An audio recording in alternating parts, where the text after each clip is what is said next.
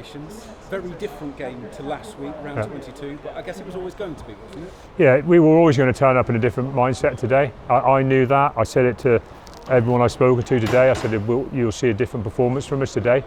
And that's not me underestimating Sale by any means. I know they're a very, very good side, but I know we didn't perform to our level. We should have done in the first half last week. I knew that.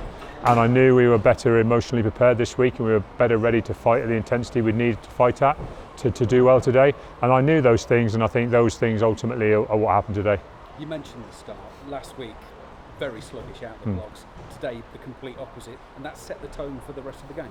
That's right. Well, I mean, today is the do or die day. Today it's all about now. You know, the last two games we played, I know we started slowly, but they've not been all or nothing games. When we went to Northampton, we still knew if we beat Sale the following week, we'd be at home. When we played Sale, we know a point out of the game gets us to be at home in the semi-final. We know that semi-final's still coming, and I think you can't underestimate how that can take a bit of an edge off a team. It certainly took a little bit of an edge off us. Do we need to deal with it? Do we need to accept that happened? Yes, but we did accept it. We did knew it happened, and then we've come back and come through it. So I thought we would, and we have done. I guess after your comments during the week, there was bound to be a high tackle at some point in the game, and we got one early on in this week's game. First question, how is Richard Couch doing? He seems okay. He's come to okay. Well, obviously saw him come to because he came off the field. Obviously the match day doctor at the time said, look, he's clearly had a knockout blow type injury, so that's a straight off the pitch, no staying on the field, which is the right decision. But I think if anything doesn't highlight what I'm talking about when I talk about the inconsistency, I'm talking about the whole process. You know, I'm not just chucking this about the referee and the whole process, in that we've got two players who come out of a game last week with 4-week bans for two instances where there was not even a HIA required. Both guys play on, no injuries, nothing at all, both available this week. We have a guy taken out of the game the first few minutes of the game, and they lose a guy for 10 minutes. Now what will happen beyond that, I don't know. But if anybody's saying that this is, we're wrapping the whole process up in anything other than some kind of befuddled together system that doesn't really work and doesn't really deal with the scenarios that happen on the rugby field, then I think that these two games and the instances within them really highlight it.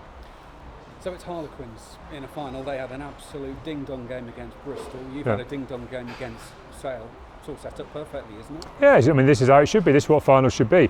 Finals should come about after two fantastic semi-finals where both teams are good enough to win.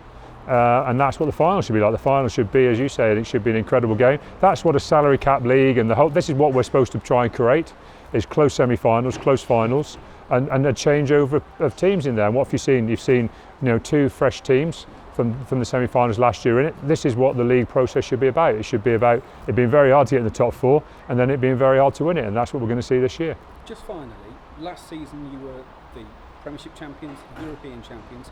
You've got all the way through to the Premiership final again this year, in two of the most difficult seasons probably that have ever happened in professional sport. It might be too soon for you to digest and think about that, but how much of an achievement is that for this club to be able to do back-to-back finals? I mean, you had 10 days off after the last season. Yeah. That's an incredible achievement, isn't it? It is, but it's one of those weird things. We'll worry about how incredible it is and how good it feels after next week, because without winning it, it's just about being in the competition, isn't it, and doing quite well.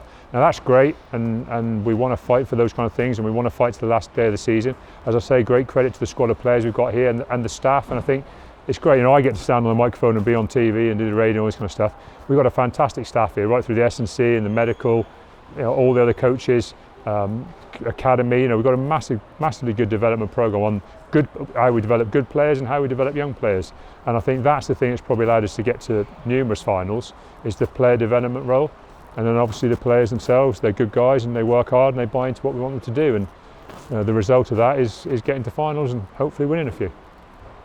Thank you, Rob. Thanks very much.